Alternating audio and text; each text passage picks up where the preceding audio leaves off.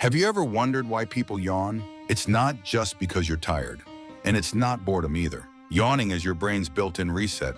When your brain heats up or loses focus, a deep yawn pulls in cool air, boosts blood flow, and helps restore alertness.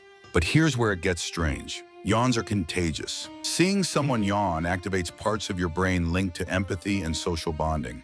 Your brain isn't copying the yawn, it's syncing with another human. So when you feel that sudden urge to yawn, your brain is cooling itself, sharpening focus, and quietly connecting you to the people around you. Thanks for watching, and don't forget to subscribe.